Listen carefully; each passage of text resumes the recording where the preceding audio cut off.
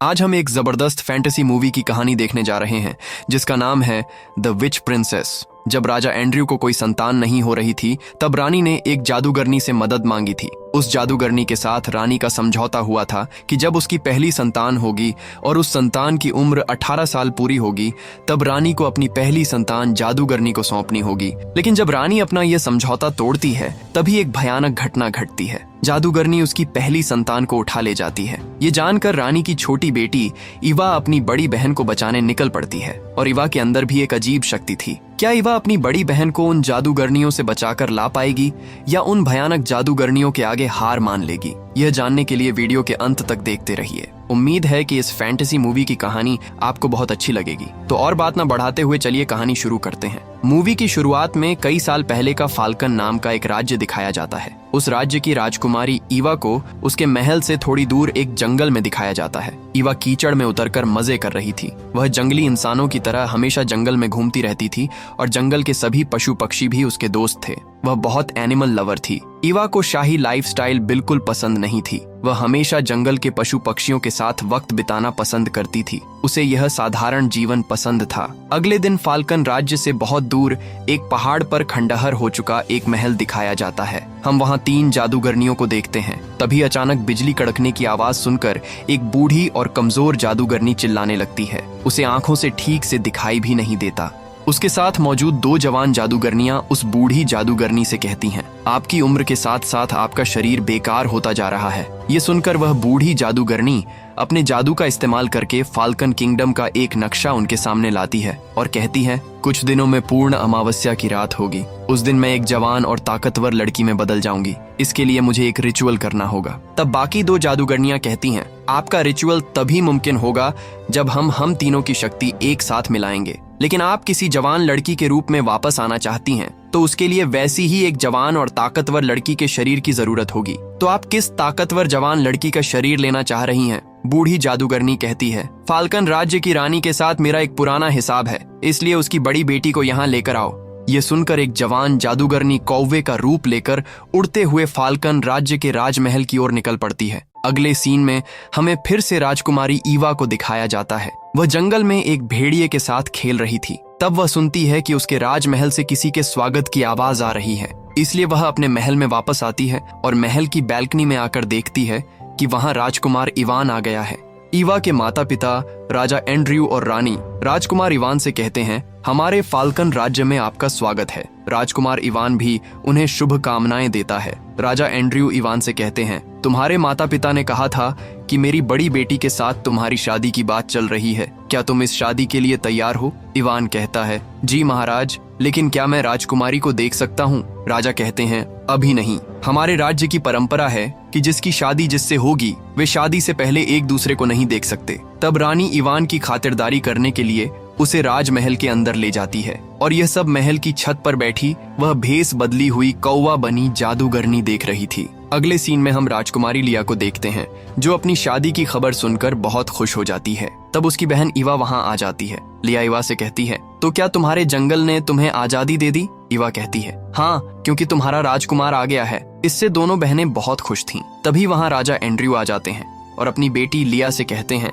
तुम्हारी यह पेंटिंग बहुत सुंदर बनी है। इसके बाद वह लिया को एक अंगूठी तोहफे में देते हैं और कहते हैं, यह तुम्हारी शादी के मौके पर मेरी तरफ से एक छोटा सा तोहफा है। इसके बाद राजा जब कमरे से बाहर जा रहे थे तब इवा अपने पिता के सामने आ जाती है। राजा इवा से कहते हैं, तुम्हारी बहन की शादी हो रही है, अब कम से कम तुम्हें जंगल छोड़ देना चाहिए और राजकुमारी की तरह शाही जीवन जीना सीखना चाहिए। अगले सीन में हम देखते हैं कि रानी टोकरी में कुछ सेब लेकर महल के अंदर जा रही है। तब कौवे के रूप में बैठी वह भेस बदली हुई जादूगरनी असली रूप में रानी के सामने आ जाती है और कहती है, आज से कई साल पहले जब तुम्हें संतान नहीं हो रही थी तब तुमने हमारे साथ एक समझौता किया था। तुमने हमसे कहा था कि अगर तुम्हारी संतान होती है तो तुम अपनी पहली संतान हमें दे दोगी और उस समझौते को पूरा करने का वक्त आ गया है। रानी कहती है, अभी मैं यह सब नहीं कर सकती, कुछ ही दिनों में मेरी बड़ी बेटी की शादी होने वाली है। जादूगरनी कहती है, अगर तुमने यह समझौता तोड़ा तो इसका अंजाम बहुत भयानक होगा। ये कहकर जादूगरनी फिर से कौवे के रूप में वहां से चली जाती है। उड़ते समय उसके कुछ पंख वहां गिर जाते हैं, लेकिन इधर ईवा को एक अजीब एहसास हो रहा था, इसलिए वह दौड़कर बैल्कनी में आ जाती है। वह बैल्कनी में आकर अपनी माँ को परेशान हालत में देखती है। ईवा अपनी माँ को परेशान देखकर उनसे पूछती है, क्या हुआ माँ? लेकिन उसकी माँ उसे कुछ बताए बिना वहाँ से चली जाती है। इसके बाद ईवा वहाँ पड़े उन कौवे के पंखों को देखती है और वहाँ से एक पंख उठाकर अपने पास रख लेती है। अगले सीन में हमें फिर से उन जादूगरनियों का महल दिखाया जाता है। वहाँ राजमहल से लौटी वह जवान जादूगरनी बूढ़ी जादूगरनी से कह रही है, रानी ने अपनी पहली संतान देने से मना कर दिया है, चलिए हम उसका पूरा राज्य जलाकर खाक कर देते हैं। तब बूढ़ी जादूगरनी कहती है, जब तक मेरा यह काम पूरा नहीं हो जाता तब तक कुछ नहीं किया जा सकता, लेकिन रानी को यह समझौता तोड़ने की सजा जरूर मिलेगी। इसके बाद वह फाल्कन राज्य के नक्शे के सामने जाती है। फिर वह अपनी जादुई शक्ति से नक्शे के कुछ जंगलों और खेतों में आग लगा देती है। देखा जाता है कि राज्य के जंगलों और खेतों में सचमुच आग लग गई है। आगे हमें राजा एंड्रयू का राजमहल दिखाया जाता है, जहां शादी के समारोह में सभी मेहमान शामिल हो रहे थे। ईवा बहुत मुश्किल से राजकुमारी के कपड़े पहनकर उस समारोह में शामिल होती है। तब रानी एक सेनापति को चुपके से साइड में बुलाती है और उससे कहती है, राजमहल की सुरक्षा और कड़ी कर दो और गलती से भी कोई राजकुमारी के कमरे में न घुस पाए। सेनापति कहता है, महारानी आप चिंता न करें, मैं सब बातों का ख्याल रख रहा हूँ। रानी सेनापति से और कहती है, यह बात राजा को पता नहीं चलनी चाहिए। लेकिन थोड़ी देर बाद वहाँ खाने का इंतजाम शुरू होता है। तब इवान वहाँ जंगल के जंगली लोगों की तरह खाना शुरू करता है। ये सब देखकर इवान एक आदमी से पूछता है, वो लड़की कौन है? क्या वह कोई नौकरानी है? आदमी उससे कहता है, नहीं, वह इस राज्य की राजकुमारी है। इवान मन ही मन सोचता है कि शायद यही वह लड़की है जिसके साथ उसकी शादी तय हुई है। इसलिए इवान उसके पास जाता है और उसे कहता है, मैं तुम्हारा होने वाला दूल्हा हूँ। ईवा तब कहती है, मैं आपसे शादी नहीं करूंगी। यह सुनकर इवान हैरान हो जाता है। ठीक उसी समय राजा एंड्रयू वहां आकर इवान से कहते हैं, उसकी बातों पर तुम ध्यान मत दो, वह मेरी छोटी बेटी ईवा है। वह जंगली लोगों की तरह रहना पसंद करती है, लेकिन तुम्हारी शादी तय हुई है उसकी बड़ी बहन लिया के साथ। इसके बाद सभी मेहमानों की मौजूदगी में इवान और लिया की सगाई होती है। सगाई के बाद इवान और लिया महल की छत पर एक दूसरे से बात करते हैं। बात खत्म करके लिया अपने कमरे में जाकर सो जाती है। ईवा को नरम बिस्तर पर सोने की आदत नहीं थी, इसलिए उसे नींद नहीं आ रही थी। इसलिए वह महल के नीचे एक कोने में कुछ बोरियों पर सो जाती है। इधर उस बूढ़ी जादूगरनी के आदेश पर वह जवान कौवा जादूगरनी राजमहल में घुसती है। ईवा सोते हुए कुछ अजीब महसूस कर रही थी। दूसरी तरफ वह जादूगरनी लिया के कमरे के सामने आकर वहां मौजूद 2 सुरक्षा कर्मियों को बेहोश कर देती है और लिया के कमरे में घुस जाती है। इधर सोते हुए ईवा के हाथ में कौवा जादूगरनी का वह पंख आ जाता है, जिसकी वजह से वह कुछ भयानक अजीब सपने देखकर डर जाती है और नींद से जाग जाती है और अपनी बहन के कमरे की तरफ दौड़ने लगती है। इधर लिया के कमरे में वह जादूगरनी अपने जादू से लिया को हवा में उठा लेती है और अपनी काली शक्तियों से लिया के चारों तरफ बहुत सारे कौवे फैला देती हैं। ठीक उसी समय ईवा वहां पहुंच जाती है और यह सब रोकने की कोशिश करती है, लेकिन तब तक बहुत देर हो चुकी थी। वे कौवे लिया को कौवा बनाकर अपने साथ वहां से उड़ा ले जाते हैं और वह जादूगरनी अपने जादू से ईवा के सिर पर हाथ रखकर उसे बेहोश करने की कोशिश कर रही थी। लेकिन तभी वे दोनों कुछ विजन्स के जरिए कुछ अतीत देख पाते हैं। ईवा देखती है कि कई साल पहले उसकी माँ उस जादूगरनी से मिलने एक भयानक जंगल में गई थी और कुछ दिन बाद वह फिर राजमहल लौट आई थी। इतना देखते ही ईवा जादूगरनी के जादू के कारण बेहोश होकर गिर जाती है, लेकिन जादूगरनी उसका ज्यादा कुछ नुकसान नहीं कर पाती, क्योंकि ईवा के अंदर एक अजीब शक्ति है जिसे देखकर जादूगरनी हैरान हो जाती है। इधर नीचे मौजूद सैनिक ऊपर की आवाज सुनकर उस तरफ दौड़ने लगते हैं। यह समझकर जादूगरनी वहां से भाग जाती है। कुछ ही देर में राजा और रानी समेत सैनिक वहां आ जाते हैं और ईवा को बेहोश हालत में जमीन पर पड़ा देखते हैं और राजा लिया को वहां न देखकर बहुत ज्यादा घबरा जाते हैं। दूसरी तरफ कौवे और लिया उस बूढ़ी जादूगरनी के ठिकाने पर आ जाते हैं। इसके बाद वह बूढ़ी जादूगरनी लिया को कौवे से इंसान के रूप में वापस लाती है और अपने जादू में एक सुरक्षा दीवार बनाती है ताकि लिया यहाँ से भाग न सके। इधर राजमहल में वैद्य के जरिए ईवा को होश में लाने की कोशिश की जाती है। ईवा को होश आने पर राजा उससे पूछते हैं, तुमने वहाँ क्या देखा था और लिया कहाँ है? ईवा कहती है, वहाँ एक जादूगरनी थी, उसने काले जादू से कुछ कौवे बनाए और लिया को भी कौवा बनाकर उनके साथ उठा ले गई। तब सेनापति राजा से कहता है, महाराज, हमारे राज्य के जंगल की कई जगहों पर आग लग गई है और वह आग किसी भयानक काले जादू से ही लगी है। तब ईवा कहती है, इन सब का कारण शायद माँ जानती है, क्योंकि जब वह जादूगरनी मुझे बेहोश करने की कोशिश कर रही थी तब मैंने एक विजन देखा था। वहाँ माँ उस जादूगरनी से मिलने एक भयानक जंगल में गई थी। यह सुनकर राजा ईवा पर गुस्सा हो जाते हैं और कहते हैं, तुम अपनी माँ पर शक कर रही हो? लगता है जंगल में घूम घूम कर तुम्हारी अक्ल ठिकाने नहीं रही। तब रानी राजा को रोक कर कहती है, ईवा सच कह रही है। तब रानी राजा को बताती है, मैंने आपसे यह सच छिपाया था। जब हमें बच्चा नहीं हो रहा था तब मैंने उन जादूगरनियों के साथ एक समझौता किया था। अगर हमारे घर संतान आती है तो मैं अपना पहला बच्चा उसे दे दूंगी, और आज जब मैंने उसकी शर्त तोड़ी है इसलिए वह लिया को उठा ले गई है। यह सुनकर राजा सुन्न रह जाते हैं। राजा को परेशान देखकर राजकुमार इवान कहता है, आप चिंता न करें, मैं राजकुमारी लिया को ढूंढ लाऊंगा। राजा कहते हैं, तुम उसे कहाँ ढूंढोगे और जादूगरनियों की काली जादुई ताकत के खिलाफ कैसे लड़ोगे? तब ईवा कहती है, वे जितनी बार कौवे में बदलते हैं उतनी बार उनके पंख झड़ते हैं। शायद हम उन पंखों का पीछा करते हुए उनके ठिकाने तक पहुंच सकते हैं, इसलिए मैं भी लिया को ढूंढने जाऊंगी। राजा तब उन्हें बताते हैं, तुम लोग यह पागलपन बंद करो, मैं लिया को ढूंढने सैनिकों को भेजूंगा। लेकिन ईवा जब जिद करती है तब राजा गुस्से में कहते हैं, तुम सिर्फ जंगल में जाकर पशु पक्षियों के साथ खेलती हो और कोई काम नहीं है तुम्हारा। अच्छा होता अगर जादूगरनी लिया को छोड़कर तुम्हें उठा ले जाती। ईवा अपने पिता के मुंह से ऐसी बात सुनकर उदास होकर वहां से निकल जाती है। तब राजकुमार इवान भी उसका पीछा करता है। राजमहल के बाहर आकर इवान को एक कौवे का पंख मिलता है। ईवा कहती है, यह सब क्या कर रहे हो तुम? इवान कहता है, तुमने कहा था कि जादूगरनी कौवा बन जाए तो उसके पंख झड़ते हैं, इसलिए इस पंख के जरिए मैं उसका पता लगा सकता हूँ, तुम यहीं रहो। यह कहकर इवान एक घोड़ा लेकर लिया को ढूंढने निकल पड़ता है। लेकिन ईवा के पास भी एक पंख था।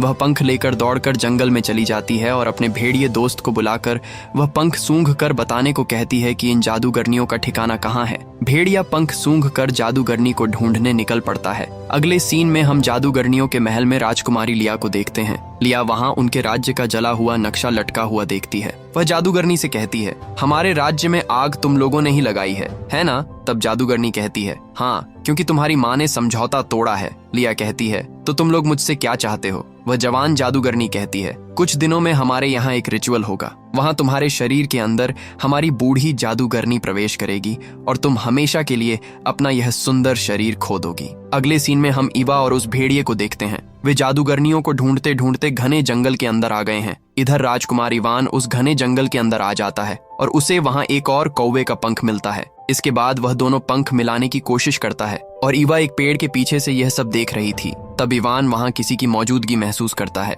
इसलिए वह एक पेड़ की तरफ अपना चाकू फेंकता है और उस पेड़ के पीछे से ईवा निकल आती है और उसी समय भेड़िया भी वहाँ आ जाता है। भेड़िए को देखकर इवान का घोड़ा डरकर भाग जाता है, जिसे देखकर इवान डर जाता है और भेड़िए पर हमला करना चाहता है। तब ईवा इवान को रोककर कहती है, डरो मत इवान, ये भेड़िया मेरा दोस्त है, वह मेरे साथ यहाँ आया है। इसके बाद इवान ईवा से कहता है, जंगल में बहुत सारे कौवे के पंख पड़े हैं, तो हम कैसे समझेंगे कि जादूगरनी का पंख कौन सा है और कौवे का कौन सा? तब ईवा कहती है, तुम इसकी चिंता मत करो, तुम महल लौट जाओ, मैं अपनी बहन को ढूंढ ही लूंगी। लेकिन इवान तो रुकने वाला नहीं था, वह ईवा का पीछा करने लगता है। वे जंगल के कई मुश्किल रास्ते पार करते करते जाते हैं। इवान जंगल में एक जगह एक घोड़ा गाड़ी देखता है। तब वह ईवा से कहता है, अगर हम यह घोड़ा गाड़ी ले सकें तो हम बहुत जल्दी जादूगरनियों के ठिकाने तक पहुंच सकेंगे। इस पर ईवा कहती है, घोड़ा गाड़ी पाने के लिए हमें वह गाड़ी चोरी करनी होगी। उस घोड़ा गाड़ी के अंदर एक आदमी अपने चूहे को साथ लेकर सो रहा था। तब ईवा उसके पास जाकर उसके मुंह पर पानी डालकर उसे नींद से जगाती है। आदमी बहुत गुस्सा हो जाता है और कहता है, तुमने बहुत बड़ी गलती की है, तुमने किससे पंगा लिया है? यह कहकर वह अपने चूहे को इवान पर हमला करने को कहता है। चूहा इवान के कपड़ों के अंदर घुसकर उसे काटना शुरू कर देता है। एक समय पर इवान चूहे को पकड़ लेता है और आदमी को दे देता है। इवान तब अपना परिचय देकर कहता है, मैं हूँ राजकुमार इवान और वह है राजकुमारी ईवा। ये सुनकर आदमी हंसने लगता है, क्योंकि उन दोनों को देखकर किसी भी तरह नहीं लग रहा था कि वे राजकुमार और राजकुमारी हैं। ईवा तब कहती है, हमें तुम्हारी यह घोड़ा गाड़ी चाहिए। आदमी कहता है, मैं अपनी घोड़ा गाड़ी तुम्हें किसी भी हाल में नहीं दूंगा। तब ईवा अपना चाकू निकालकर आदमी के गले पर रखकर कहती है, बताओ अब दोगे या नहीं? इसके बाद इवान आदमी को एक सोने का सिक्का देता है और उसे भी उनके साथ चलने को कहता है। सोने का सिक्का पाकर आदमी मान जाता है और घोड़ा गाड़ी में उन्हें लेकर आगे बढ़ने लगता है। रास्ते में जाते समय आदमी महसूस करता है कि ईवा ने उसके गले पर जिस जगह चाकू रखा था वहां थोड़ा घाव हो गया है, जिसकी वजह से वह जगह जल रही है। तब ईवा कुछ जंगली जड़ी बूटियां तोड़कर आदमी से कहती है कि उसके गले के घाव पर लगाए। ये सब देखकर आदमी इवान से पूछता है, ये लड़की कहीं जादूगरनी तो नहीं है? इवान कहता है, नहीं, हम उसकी बहन को ढूंढने निकले हैं जिसे जादूगरनियां उठा ले गई हैं। आदमी तब कहता है, लेकिन ईवा को देखकर तो राजकुमारी नहीं लगता। इस तरह बातें करते करते वे काफी रास्ता तय कर लेते हैं। एक जगह आकर आदमी अपनी घोड़ा गाड़ी रोक देता है क्योंकि सामने जंगल में आग जल रही थी और यह आग उन्हीं जादूगरनियों ने लगाई है। इधर राजमहल के अंदर राजा एंड्रयू लिया की बनाई एक पेंटिंग देखकर बहुत उदास हो रहे थे। उसी समय रानी वहां आती है और राजा से कहती है, मुझसे जादूगरनी की बात छिपाना ठीक नहीं था, इसलिए इसके लिए तुम मुझे माफ कर दो। राजा कहते हैं, तुम ये सब मत कहो, मैंने तुमसे एक बात छिपाई थी। रानी पूछती है, क्या बात छिपाई थी? राजा तब कहते हैं, जब तुम्हें प्रसव पीड़ा हुई थी तब तुम पहली संतान को जन्म देते समय बेहोश हो गई थी। तब हमारी पहली संतान के रूप में ईवा का जन्म हुआ था और वह जन्म के बाद बहुत रो रही थी, और हमारी दूसरी संतान के रूप में लिया का जन्म हुआ और वह बहुत शांत थी। इसीलिए मैंने पहली संतान के रूप में लिया को तुम्हारे पास रखा था और तुम्हें कभी नहीं बताया गया कि ईवा हमारी बड़ी बेटी है, और जादूगरनियां लिया को पहली संतान समझकर उसे उठा ले गई हैं। रानी कहती है, खैर, हमारी दोनों बेटियां बहुत समझदार हैं और वे कभी हार नहीं मानेंगी। इधर जादूगरनियों के महल में लिया जादूगरनी द्वारा जलाए गए नक्शे को ठीक करने की कोशिश करती है। उस समय वह बूढ़ी जादूगरनी वहां आकर उससे कहती है, ये ठीक करके कोई फायदा नहीं होगा, तुम खाना पीना ठीक से खाओ और अपनी सेहत का ख्याल रखो, क्योंकि कुछ दिन बाद ही तुम्हारा यह शरीर मेरा हो जाएगा। लेकिन लिया वह खाना जमीन पर फेंक देती है। यह सब देखकर जवान जादूगरनियों में से कौवा जादूगरनी दूसरी जादूगरनी से कहती है, यह लड़की तो बहुत कमजोर लगती है, लेकिन मैंने उसकी बहन के अंदर कुछ अजीब शक्ति देखी है। मुझे लग रहा है कोई रहस्य है, हो सकता है ईवा ही राजा की बड़ी बेटी हो। तब दूसरी जादूगरनी कहती है, तो अब हम क्या करेंगे? हम ईवा को पकड़ कर लाएंगे, क्योंकि इस कमजोर शरीर में अगर हमारी बूढ़ी जादूगरनी प्रवेश करे तो वह ज्यादा दिन नहीं जी पाएगी, और अगर वह ज्यादा दिन नहीं जी पाई तो हम भी ज्यादा दिन नहीं जी पाएंगे। यह बोलकर वह कौवा जादूगरनी ईवा को ढूंढने निकल पड़ती है। दूसरी तरफ ईवा और इवान रास्ता बदलने के लिए गाड़ी घुमाने की कोशिश कर रहे थे, लेकिन तभी वहां बहुत ठंडी हवा चलने लगती है और बर्फ गिरने लगती है। ये देखकर गाड़ी वाला कहता है, जब तक यह ठंडी हवा चल रही है हम पहाड़ की गुफा में जाकर छिप सकते हैं। ईवा कहती है, ठीक है, और ठीक तभी वहां बिजली गिरती है। ईवा समझ जाती है कि यह किस बात का इशारा है, इसलिए वह बिजली से इवान को बचा लेती है। इसके बाद वे पहाड़ की गुफा में आ जाते हैं और पानी पीते हैं। पानी पीते समय इवान अपनी जान बचाने के लिए ईवा को धन्यवाद देता है और उससे पूछता है, तुम्हें कैसे पता चला कि वह बिजली मुझ पर गिरेगी? ईवा कहती है, मैं नहीं जानती, लेकिन मुझे न जाने क्यों लग रहा है कि जादूगरनियों का ठिकाना यहाँ से थोड़ी दूर है, इसीलिए हमें बहुत जल्दी यहाँ से निकलना होगा। इवान तब फिर पूछता है, तुम इन घटनाओं का इशारा पहले से कैसे समझ पाती हो? ईवा कहती है, मैं सच में कुछ नहीं जानती। तब इवान राजकुमारी ईवा के साथ नाचना शुरू करता है। ईवा को तो नाचना नहीं आता था, इसलिए वह वहाँ जंगली इंसानों जैसा बर्ताव करने लगती है और इवान भी उसका साथ देने लगता है। दोनों का ऐसा अजीब नाच देखकर वहाँ मौजूद सभी लोग हंसने लगते हैं। वे सब इसे बहुत एंजॉय कर रहे थे। ठीक तभी वहाँ वह कौवा जादूगरनी आ जाती है। जादूगरनी को रोकने के लिए इवान अपनी तलवार निकालता है, लेकिन जादूगरनी अपनी जादुई शक्ति से इवान को दूर फेंक देती है। यह देखकर वहाँ मौजूद सभी लोग डर जाते हैं और वहाँ से भागने लगते हैं। तब जादूगरनी ईवा के पास जाती है और फिर से ईवा के सिर पर हाथ रखकर अपनी जादुई शक्ति से उसे बेहोश करने की कोशिश करती है। ठीक उसी समय ईवा की कल्पना में वे सारी घटनाएं उभर आती हैं कि जादूगरनियों ने कैसे उसकी बहन को ले लिया और उसे कहां कैद करके रखा है। यह देखकर ईवा बहुत गुस्सा हो जाती है और ईवा के हाथ से एक अजीब शक्ति निकलती है। जादूगरनी ईवा की शक्ति का मुकाबला नहीं कर पा रही थी। ईवा अपनी शक्ति से जादूगरनी को दूर फेंक देती है। ईवा जब जादूगरनी पर हमला करने जाती है, ठीक तभी जादूगरनी फिर से कौवे में बदलकर वहां से भाग जाती है। तब ईवा थोड़ी शांत होती है और हैरान हो जाती है कि उसके साथ यह क्या हुआ। तब इवान उसे संभालता है और वहां मौजूद लोगों से पानी लाने को कहता है, लेकिन कोई भी पानी नहीं लाता। वे कहते हैं, हमने देखा है, यह लड़की भी कोई इंसान नहीं, वह भी एक जादूगरनी है। इवान उन्हें समझाने की कोशिश करता है और कहता है, वह कोई जादूगरनी नहीं, वह राजकुमारी है। और ईवा को साथ लेकर इवान वहां से बाहर आ जाता है, लेकिन वहां मौजूद लोग उन्हें घेरने के लिए उनकी तरफ बढ़ने लगते हैं। तब वह घोड़ा गाड़ी चलाने वाला अपनी गाड़ी लेकर वहां आ जाता है और गाड़ी में चढ़कर वे वहां से भाग जाते हैं। इधर वह कौवा जादूगरनी अपने ठिकाने पर आ जाती है, लेकिन वह बहुत गुस्से में थी। बूढ़ी जादूगरनी उससे पूछती है, तुम इतना गुस्सा क्यों हो? कौवा जादूगरनी कहती है, मैं ईवा को लाने गई थी और वही राजा की पहली संतान है, लेकिन उसके अंदर एक अजीब शक्ति है जिसकी वजह से मैं उसकी शक्ति से न जीत पाने पर वहां से भाग आई। यह सुनकर बूढ़ी जादूगरनी गुस्सा हो जाती है और कहती है, कल ही वह अमावस्या की रात है, अगर मुझे उस लड़की का शरीर नहीं मिला तो मैं धीरे धीरे मौत की तरफ बढ़ूंगी, फिर एक समय मर जाऊंगी, और अगर मैं मर गई तो मेरे साथ साथ तुम लोग भी मर जाओगे। यह सब वहां मौजूद दूसरी जवान जादूगरनी सुन लेती है। वह जवान जादूगरनी कहती है, हम तीनों की शक्ति से उसे यहाँ पकड़कर लाना होगा, इसीलिए हम उसकी बहन के भेष में उसके पास जाएंगे। अगले सीन में हम इवान की घोड़ा गाड़ी को देखते हैं। उस घटना के बाद ईवा बेहोश हालत में ही रहती है और इवान भी उसके पास बैठा रहता है। गाड़ी वाला इवान से पूछता है, क्या यह लड़की सच में राजकुमारी है या कोई जादूगरनी? तुमने मुझसे झूठ क्यों बोला था? इवान कहता है, मैंने तुमसे कोई झूठ नहीं बोला। असल में वह एक राजकुमारी है, लेकिन मैं भी समझ नहीं पा रहा कि उसके अंदर जादुई शक्ति कैसे आई। और तभी ईवा को होश आता है और वह कहती है, आज वह अमावस्या की रात है, हमें बहुत जल्दी जादूगरनियों के ठिकाने पर पहुंचना होगा। यह बोलकर वह गाड़ी से उतर जाती है। गाड़ी वाला डर जाता है, लेकिन ईवा तब कुछ महसूस करती है।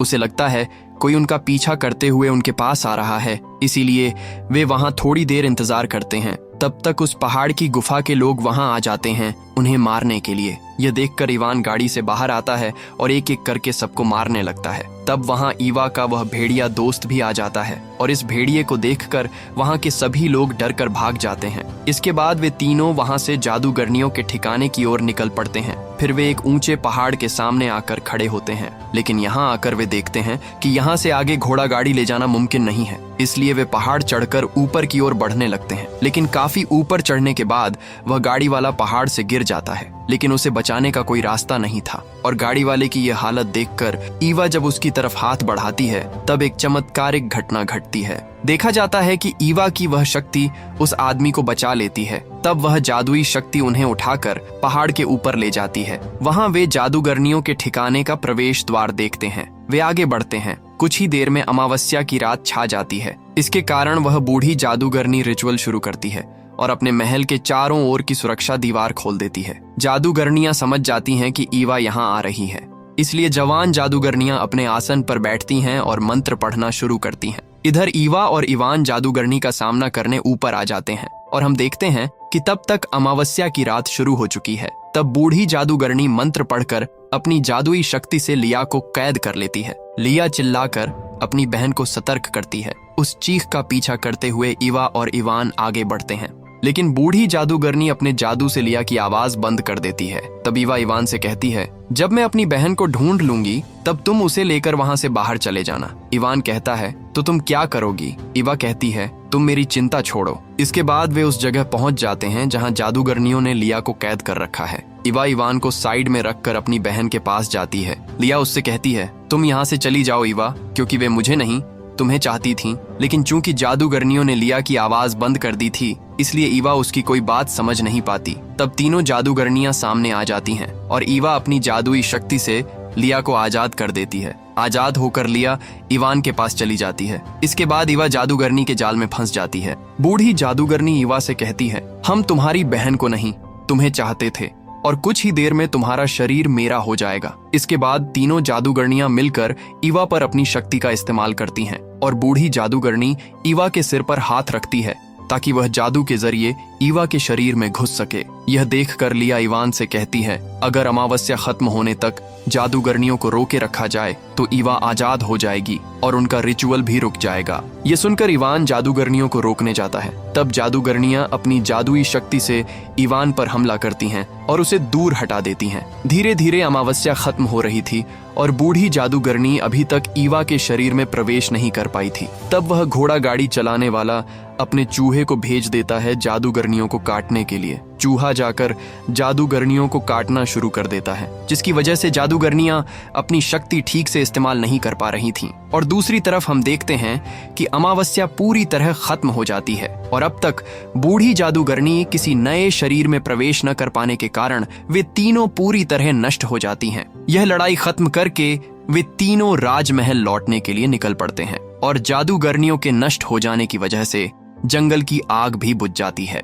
जब वे राजमहल लौटते हैं तो राजा एंड्रयू उन सब का स्वागत करते हैं और राजा अपने बर्ताव के लिए अपनी बेटी ईवा से माफी मांगते हैं। लिया कहती है, पापा, मुझे जादूगरनियों से पता चला है कि ईवा मेरी बड़ी बहन है और वह और इवान शायद एक दूसरे को पसंद करते हैं। इसके बाद इवान और ईवा की शादी हो जाती है और उन दोनों के मिलन के साथ ये फैंटेसी मूवी की कहानी यहीं खत्म हो जाती है। अस्सलाम वालेकुम।